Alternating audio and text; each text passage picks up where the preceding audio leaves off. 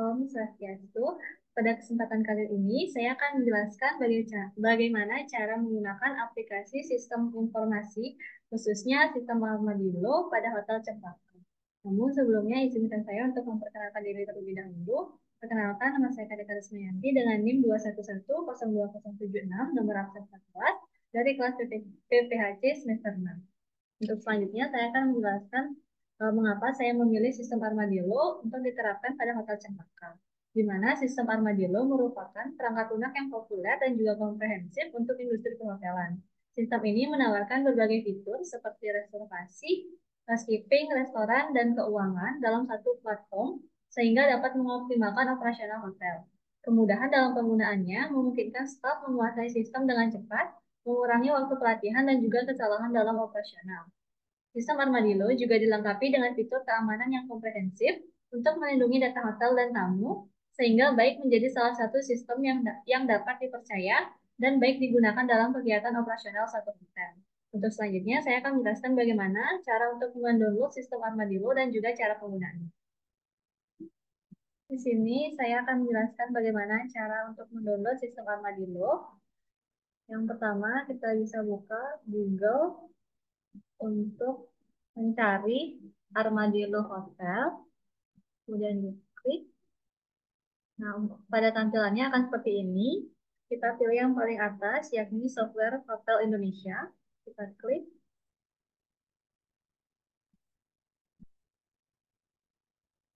Selanjutnya kita ke bagian produk. Nah, di sini ada Armadillo Hotel untuk bagian front office dan juga Armadillo Resto untuk bagian food and beverage service maupun food and beverage product. Jadi sini saya akan mencontohkan untuk mendownload Armadillo Hotel, yakni front office. Kita klik.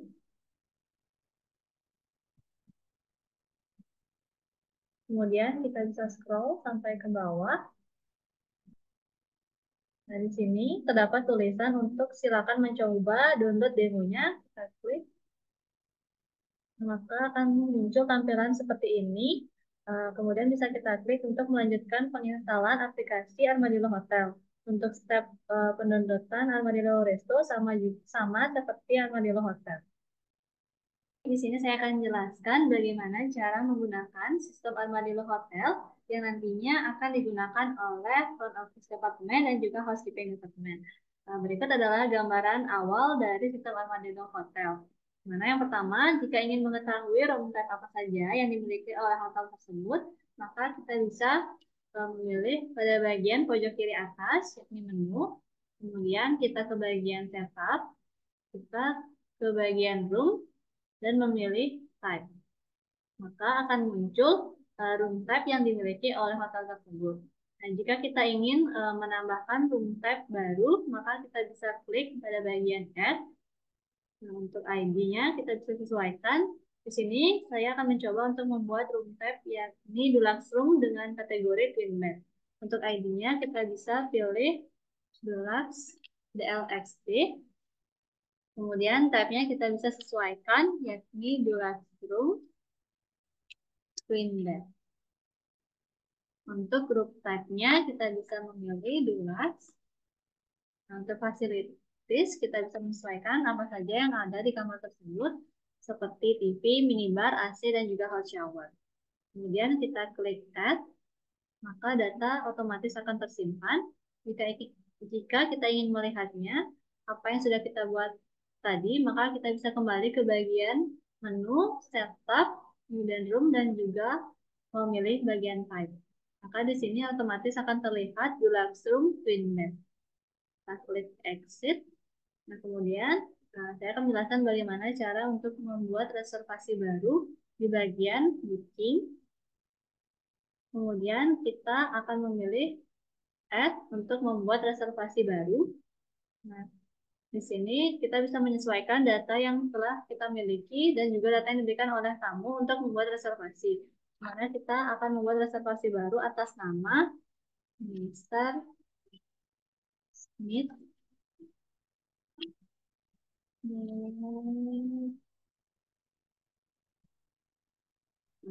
Rain.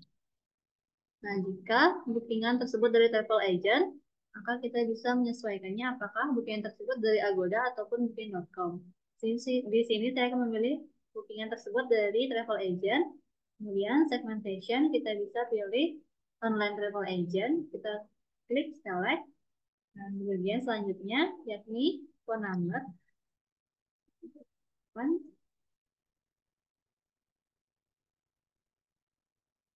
Oke, nah untuk selanjutnya ini merupakan periode selama tamu menginap, apakah tamu tersebut akan menginap selama 2 ataupun 3 malam ataupun disesuaikan dengan kebutuhan tamu. Misalnya di sini tamu tersebut akan menginap selama 3 hari, maka kita mengisi untuk long stay-nya selama 3 night, 3 malam, dan maka otomatis untuk tanggal check-in dan check-out-nya akan menyesuaikan, di mana tanggal check-in pada 20 Mei dan juga tanggal check-out tanggal 23 Mei. Untuk roomnya kita bisa pilih di mana tamu tersebut akan menginap dan disesuaikan dengan tipe kamarnya. Ini misalnya pada room 306 dengan status kamar pekan clean. Kita klik select. Kemudian jika tamu tersebut memiliki permintaan khusus ataupun alasan tamu tersebut menginap, misalnya tamu tersebut akan menginap dengan tujuan untuk honeymoon, maka kita bisa take note di bagian note ini dengan menuliskan honeymoon. Nah, selanjutnya bagian data ini kita bisa sesuaikan dengan data tamu mulai dari alamat, kota, ID card, job, email, religion, dan yang lainnya.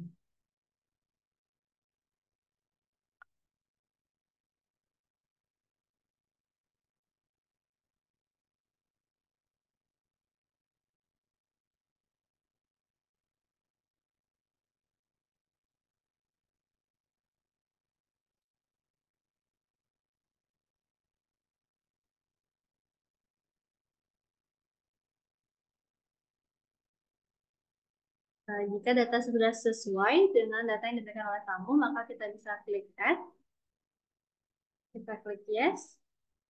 Data sudah di copy, maka data otomatis sudah tersimpan ke dalam reservasi. Kita bisa close. Kemudian jika tamu ingin check-in, maka kita bisa memilih reservasi yang telah kita buat dan kemudian klik di bagian check-in. Kita klik yes. Kita klik yes. Maka di sini bisa terlihat check-in berhasil.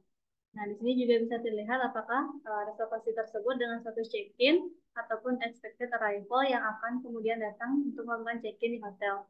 Di sini status untuk reservasi Mr. Smith Rain adalah dengan status check-in. Terus selanjutnya yang bisa didapatkan oleh front office department. Nah, ini kita bisa mengklik pada bagian print, maka kita bisa mendapatkan data reservasi pada tanggal tersebut sesuai dengan data tanggal check-in, check-out, ataupun status reservasi kamar apabila tamu tersebut akan melakukan check-in ataupun sudah melakukan check-in. Terus selanjutnya kita akan ke bagian housekeeping untuk mengetahui room status kamar. Kita klik bagian housekeeping.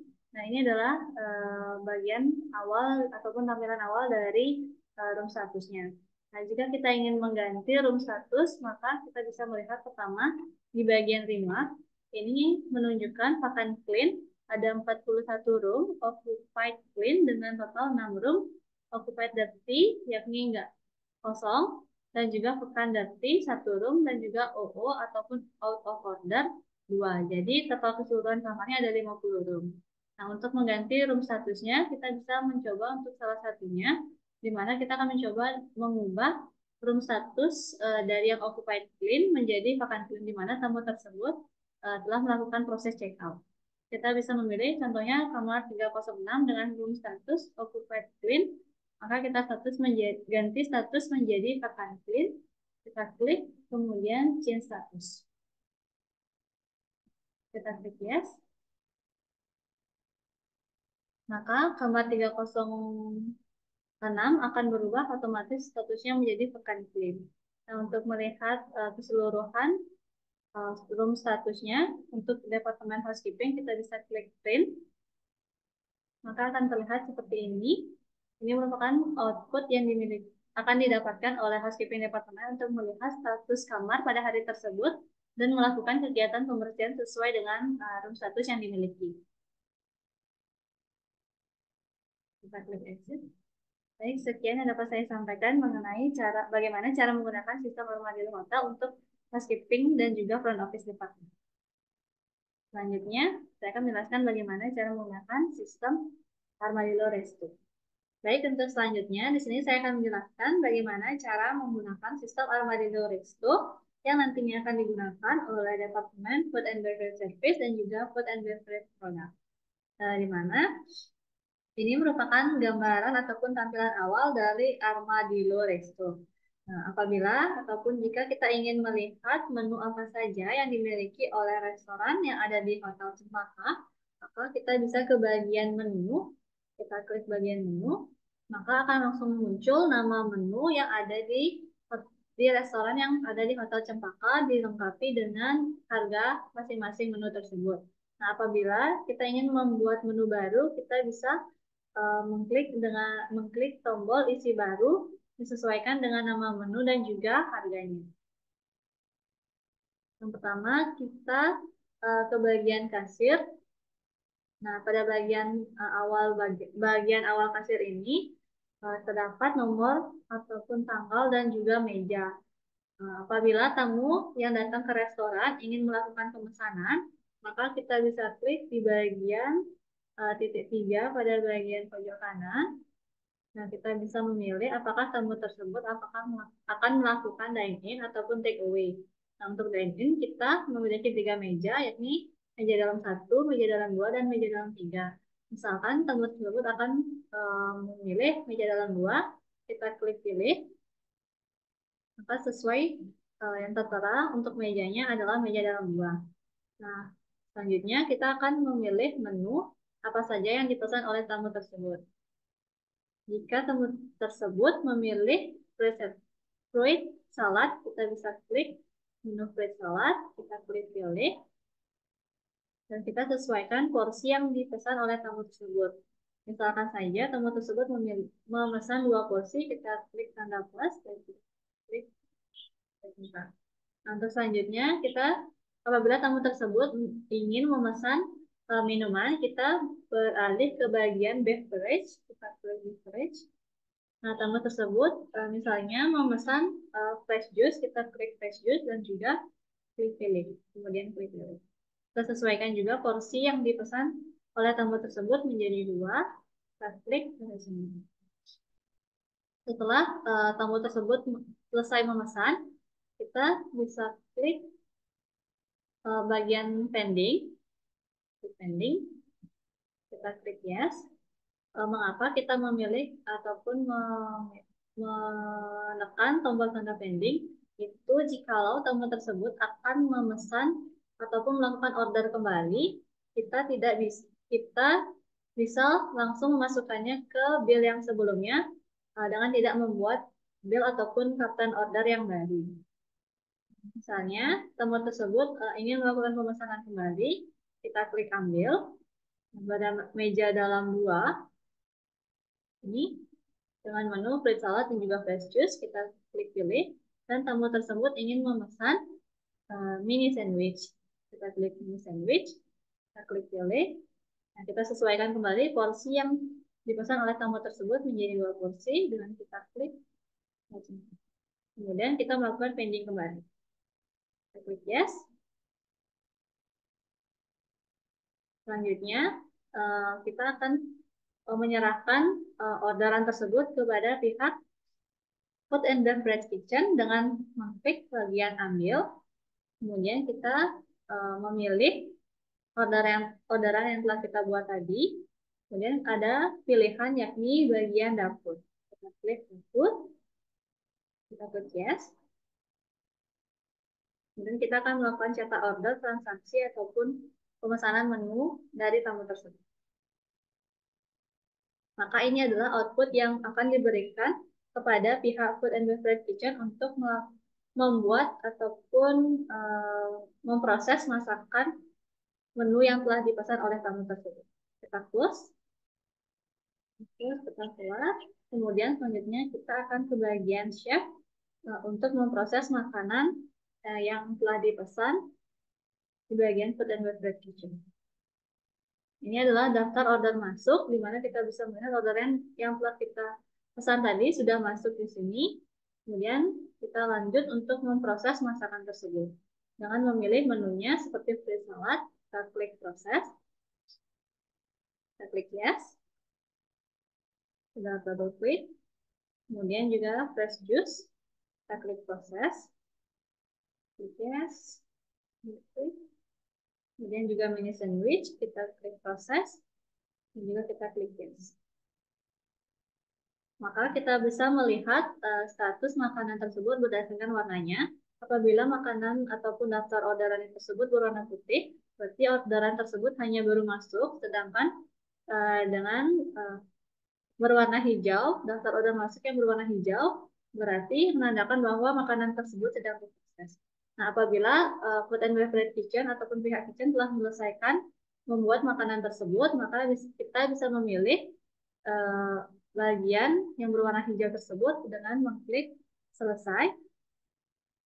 Kita klik yes, kita double klik, kemudian fresh juice, kita klik selesai, kita klik yes, dan juga mini sandwich, kita klik selesai, dan kita klik yes. Maka daftar orderan tersebut ataupun makanan yang telah dibuat siap untuk disajikan. Maka kita bisa kembali lagi ke bagian waiters. Di sini adapun makanan yang siap untuk disajikan kepada tamu sesuai dengan orderannya, yakni ada fresh juice dan juga fresh salad. Kemudian kita klik salah satunya. Misalnya di sini adalah fresh juice, kita klik sajikan, disajikan kepada tamu. Kita klik yes. Dan juga fruit salad kita klik sajikan, kemudian kita klik yes. Ini kita keluar. Nah, selanjutnya apabila tamu tersebut telah menyelesaikan kegiatan di restoran, maka tamu tersebut akan melakukan pembayaran. Nah, untuk pembayaran kita bisa kembali lagi ke kasir, kemudian kita ke bagian ambil. Nah, kita bisa menyesuaikan daftar ataupun daftar order yang telah dimiliki. Kemudian kita ke bagian cetak bill.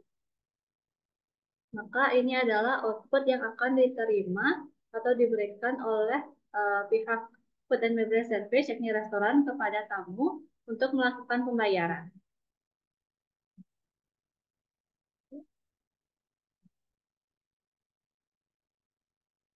Baik, sekian yang dapat saya sampaikan mengenai bagaimana cara menggunakan sistem Armadillo Resto. Selanjutnya, adapun kesimpulan ataupun output yang dapat diambil dari penggunaan sistem Armadillo, yakni dalam menginput data ke sistem Armadillo, penting untuk memastikan data yang akurat dan konsisten, termasuk informasi tamu, detail reservasi, dan juga inventaris. Melakukan verifikasi kembali perlu dilakukan untuk menghindari kesalahan input yang bisa mengganggu operasional. Memastikan format data sesuai standar sistem juga krusial agar integrasi dengan platform lain berjalan dengan lancar. Selain itu, keamanan data harus diperhatikan, terutama dalam menginput informasi sensitif seperti detail pembayaran. Output dari sistem Armadillo mencakup laporan real-time tentang okupansi kamar, status inventaris, dan analisis perilaku tamu. Laporan ini membantu manajemen membuat keputusan strategis dan juga meningkatkan efisiensi operasional hotel. Baik, sekian yang dapat saya sampaikan pada kesempatan kali ini. Terima kasih.